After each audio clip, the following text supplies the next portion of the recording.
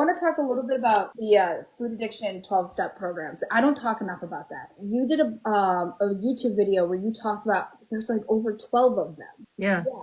Why do you think there are so many of them? Because I feel like the other 12 steps don't branch out that deeply. Yeah, that's a very interesting question, and part of it is because most of you have to define what food addiction is and what the recovery is. Yeah. And a lot of us will say abstinence. You have to be abstinent because you recognize that you have you're treating this substance food as a drug, and therefore we know that the best solution to that, if you're not, unless you're following a harm reduction model, the best solution is to stop. But the big question is what can you define as abstinence? Does it have to be sugar? Most of us will say yes. Does it have to be flour? Most of us will say yes. What about grains? No, about half of us will say, no, that's okay. You can eat rice, you can eat quinoa.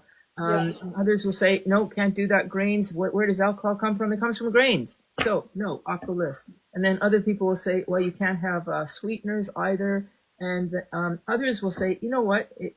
Abstinence is your definition. You choose what you want to call abstinence. That's not up to us. So, you can be sitting in a room where one person is binging all day on a Saturday, but they're abstinent the rest of the week. That's what they've defined as their program of abstinence with their sponsor. So, and you might be saying, I'm not doing anything. Like Right. abstinence is 24/7. And then there's the crowd of people that will say you have to weigh and measure food. And others will say, are you kidding? That's crazy. So a lot of these groups are because they have different definitions of abstinence involved in them. Yeah.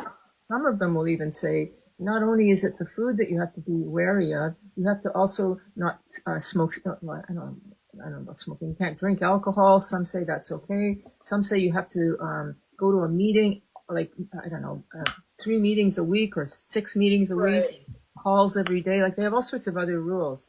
And that's the difference, is what is defined as abstinence, basically.